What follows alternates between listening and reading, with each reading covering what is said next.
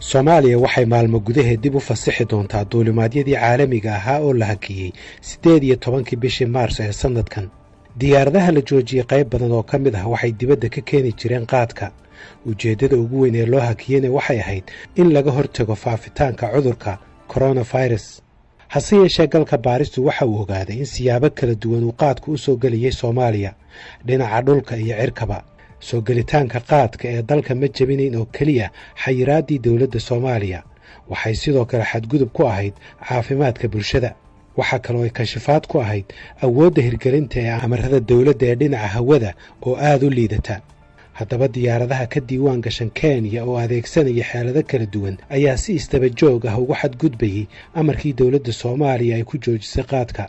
barnaamijka galka baaristu waxa uu xaqiijiyey 4 duulimaad oo keenay qaad tiro badan kana soo degay meelo kala duwan oo dalka ah. Soomaaliya waxay maamulka hawadeeda la soo wareegtay 2017 waxayna dowladdu xilligan leedahay awood ay ku ogaato diyaaradaha maraya hawadeeda iyo kuwa soo galaya.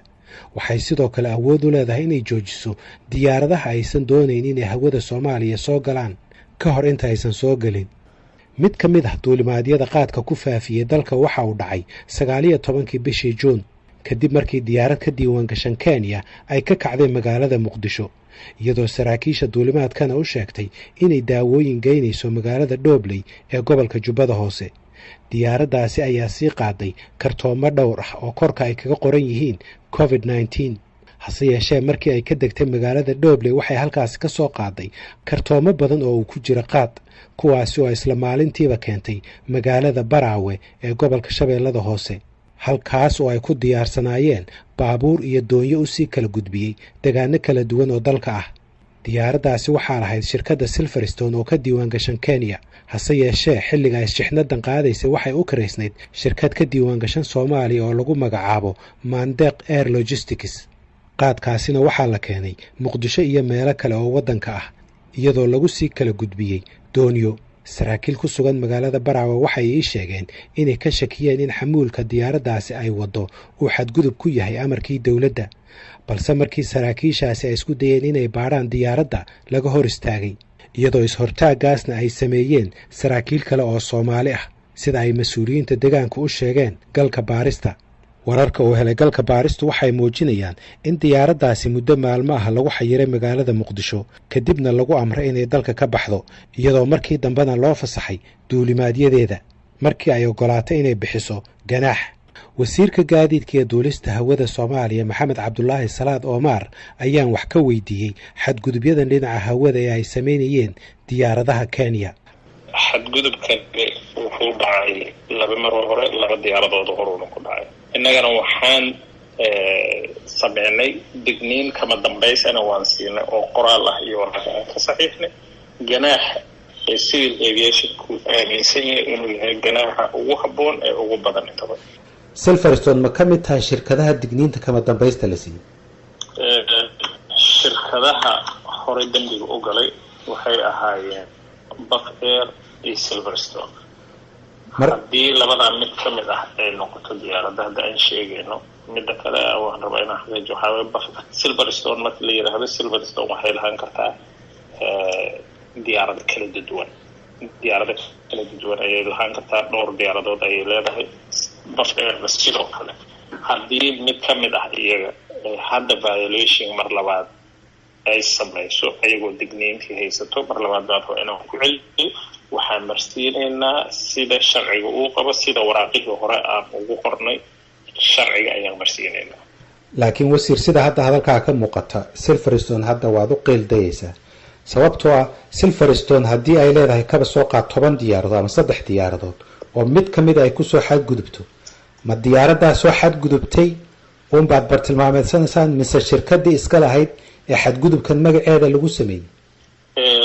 Harun, diyaaradda Silverstone uma qiiday ma aqaan qolo iskale. waxaan ogahay shirkad Soomaaliyeed inay tahay Kenya ka register garaysan oo ka mid ah client-igan aniga aan la diil gareeyo oo ka mid tahay.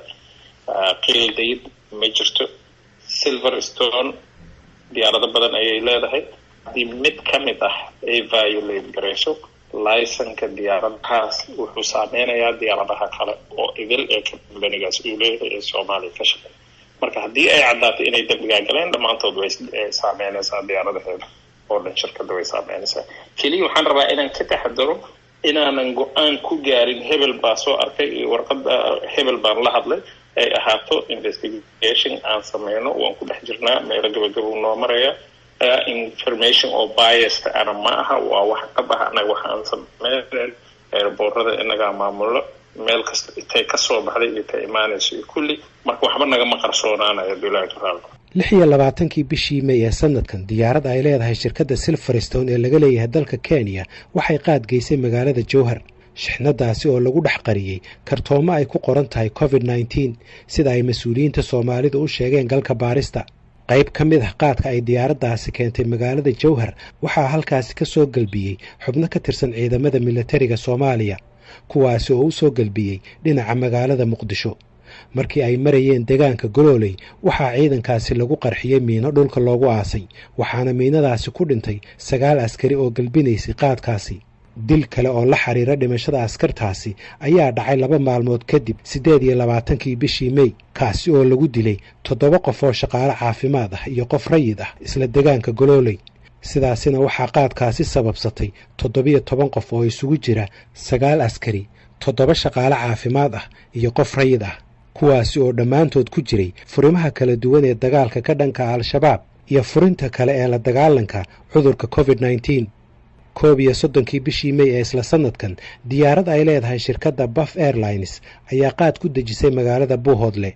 qaadkaasi oo lagu dhex qariyey kartoomo ay ku qoran yihiin COVID-19 sida ay mas'uuliyiinta Soomaalidu u sheegeen galka baarista. dowladda Soomaaliya waxay maalmo kooban mamnuucday ogolaanshihii shirkadaha Silverstone iyo Buff Airlines ay ku soo gali lahaayeen Soomaaliya. hase yeeshee 3 maalmood kadib 3 bishii Juun Soomaaliya waxay go'aansatay inay mamnuucistii ugu beddesho ganaax dhan $3,000 diyaaradiiba. $3,000 uma dhiganto qiimaha baabuurkii ay la socdeen askartii lagu laayay Golooley inta aanba la gaarin nolosha askartii ku dhimatay iyo xadgudubkii ka dambeeyay ee dhacay maalmo kadib laguna laayay shaqaalaha caafimaadka. haddii dhinac kale laga eegana diyaaradda ay leedahay shirkadda Silverstone waxay mar labaad ku lug lahayd qaadkii laga keenay magaalada Doobley ee la dejiyey magaalada Baraawe 19 bishii Juun. inkastoo xilligaasi diyaaradda Silverstone ay u kareysnayd shirkad Soomaali ah oo lagu magacaabo Mandeq Air Logistics.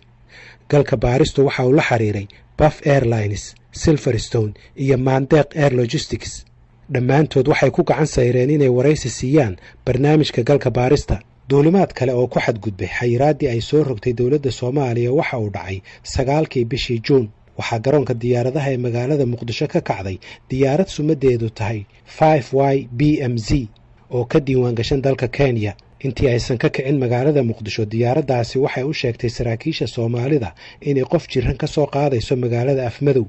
hase yeeshee diyaaraddaasi ma degin Afmadow, waxayna u gudubtay magaalada Doobley, halkaasi oo ay ka soo qaaday qaad tiro badan oo ku diyaarsanaa lagana soo geliyey dhinaca xuduudda Kenya. waxayna isla maalintaasi qaadkaasi ka soo dejisay garoonka Ciiseley oo ku yaala duleedka waqooyi ee magaalada Muqdisho. diyaaraddaasi waxaa la sheegay in intii ay ku jirtay duulimaadkeeda ay demisay transponderka ama qalabka lagula socdo halka ay marayso. hase yeeshee mas'uuliyiinta Soomaalida oo adeegsanaya xogta laga helay duuliyaal kale iyo qalab kaleba waxay ogaadeen goobta uu qaadkaasi ka soo degay, waxayna aqoonsadeen diyaaradda iyo duuliyaashii wadayba. diyaaraddan ayaa markii ay qaadka dejisay dib ugu laabatay dalka Kenya. mar kale waa kan wasiirka gaadiidka iyo duulista hawada Maxamed Cabdulaahi Salaad Omar. hawada Soomaaliya diyaarad kasta oo soo galaysa iyo ka baxaysa permit ay kusoo gashaa kagana baxdaa. intaasna inaga sameeyna inaga ilaalino. laakiin dadkani waxay sameeyeen khayaano. wadamada adiga aad joogto, wadankaad adiga joogto, muxaadaraad waa la soo gashaa, sidaas oo kale lagu soo gashaa, si la mid ah baa lagu soo gashaa. dadku waxay keenaan khayaamooyin ay ku sameeyaan in ay lacag badsadaan. khayaamooyin ay la yimaadaan. tan waa khayaamooyinka khayaano ka mid ah. khayaamo kastoo baranana albaabadeeda waan soo xireyna. wasiir, waxay ila tahay arrintani kolley fasiraadaada na waad bixin doontaa inay arrintani kaba culus tahayba xadgudub keliya. midda koowaad go-aankii dowladda ku xadgudubtay. midda labaad sidaad sheegayso khiyaanay samaysay. midda saddexaad caafimaadkii waddanka iyo bulshada Soomaalida ayay halis gelisay oo qaad aan laga cunin Kenya oo dawladda Kenya ay dadkeeda uga baqday inuu cudurka ku faafiyo ayaa Soomaaliya la keenaya. marka wasiir miyaysan kaba cuslayn ba hawo kaliya arrintu arrin caafimaad amni qaran maysan noqon karin? arrintu waa arrin caafimaad oo runtii muhiim ah. sidaan hore u sheegay mukhaadaraad contraband oo dhan waddan kasta waa la soo geliyaa.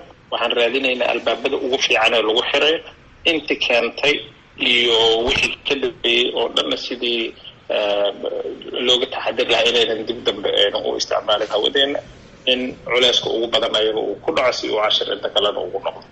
Soomaaliya waxay xilligan doonaysaa inay cabashadeeda si toos ah u gaarsiiso dawladda Kenya isla markaana ay la socodsiiso hay'adaha caalamiga ee duulimaadyada hawada iyadoo bartilmaameedsanaysa duuliyayaasha diyaaradaha. tusaale ahaan 13 bishii Juun Soomaaliya waxay qoraal u qortay dawladda Kenya ay kaga codsanayso in shaqada duuliyanimada laga joojiyo labadii duuliye ee waday diyaaradii qaadka geysay garoonka Ciisaley. Xasan Xaashi Maxamed waa gudoomiyaha shirkadaha diyaaradaha Soomaalida. waxaan wax ka weydiiyey xadgudubyadan dhacaya oo ay ku lug lahayd mid ka mid ah shirkadaha diyaaradaha Soomaalida. runtii aad baan uga xunnahay, annagu waana ka soo horjeednaa xilli la ilaalinayo badqabka dalka iyo dadka in shaad la soo geliyo oo ay diyaaraduhu soo geliyaan. annagu ka urur ahaan aad baan uga soo horjeednaa, ma danaynayna arrintaas. waxaana la mid tahay waxyaabaha dalka lagu ilaalinayo ka mid ah. waaye laakiin si guud haddaan ku weydiiyo seed u aragtaa idinkoo mas-uuliyiintii diyaaradaha ka mid a in diyaaradihiinnii qaar ka mid a dhammaantood ma aha intooda badanna ma aha waa in yaroo ka mid a in loo adeegsado in agab ama shixnad sharci darro ah caafimaadkii dadkana maaragtay halis gelinaysa lagu gaadhsiiyo gobollo ka mid a waddanka? maya annagu arrintaas waa sheegay, aad baan uga soo horjeednaa, mana yeelayna shirkad ka mid a associationkeega in ay fal noocaasa ku shaqaysato haddana ay maaragtay iyadoo ku dhaawacaysa badqabka dalka iyo dadka raalli kama nihin. annagu arrintaas baana ka soo horjeednaa. waxaa kaloo galka baaristu u ogaaday in diyaarada ay leedahay shirkadda Hanford Africa ay soo codsatay 13 bishan Juulaay in loo ogolaado inay shixnad isugu jirta daawo, caano iyo khudaar geyso magaalada Hargeysa.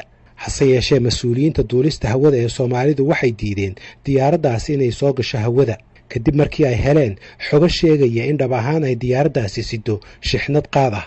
mas-uuliyiinta Soomaalidu waxay ii sheegeen inuu xiriir weyn ka dhexeeyo fiditaanka cudurka COVID-19 iyo qaadka soo gelaya waddanka.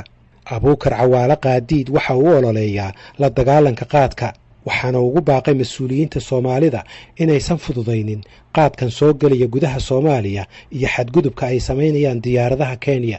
COVID-19 waa masiibo ilaahay adduunkan u soo diray, dadkuna way u baahan yihiin gargaar degdega, laakiin baakadkiisa iyo calaamadiisii in loo isticmaalo waan maqlay. qaadka Ethiopia ka soo gala dhinaca beledweyne oo kale ka soo gala, halkaas diyaaradaha localka laga soo saaro, muqdisho saas ku yimaado. muqdisho waxa gudbinayo airport soo dhaafanayna waa isla rag saraakiil ah. marka eedaasi kolley anigu waxaan korka uga tuurayaa waa raggii ay ahayd mas-uuliyadda ku dhaartay oo moral ahaan ahayd inay dhibtaas ka hortagaan. waana musuqmaasuq, waana waxyaalaha geeska Afrika iyo Soomaaliya la haray oo ayaan darro weyn runtii. ganaaxa iyo lacagta la saarayo shirkadahan waxaa laga yaabaa inay si dhib yar uga heli karaan qaadka ay soo gelinayaan.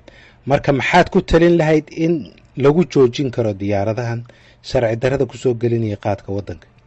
uma malaynayo runtii ganaax yaroo la saaray inay ku istaagayaan. diyaaradahan waxa laysanka siiya wasaaradda duulista iyo hawada. diyaaradii xushmad darraysa ama ku kacda fal dembigaasa waxaan aaminsanahay totally in laysanka laga qaado ay kaargooba ku keeni karto.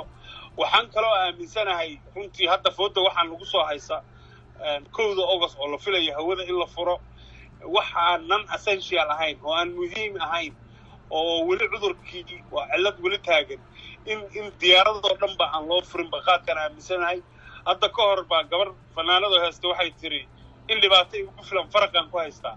Soomaaliya waxaa dhibaato hadda ugu filan qaadka badda iyo dhulka ka soo gelaya meesha keliya oo aan awood ku leenahay oo aan kontrooli karno waa cirka waxaan boorin lahaa oo anaa dhiirigelin lahaa war iyadoo loo turayo aayaha ubadka soomaaliyeed bilaahi calaykum yaa cirka lasoo furin barnaamijkii galka baaristuna waa naga intaas intaaynu ku kulmi doonno barnaamijkan oo kale nabadgelyo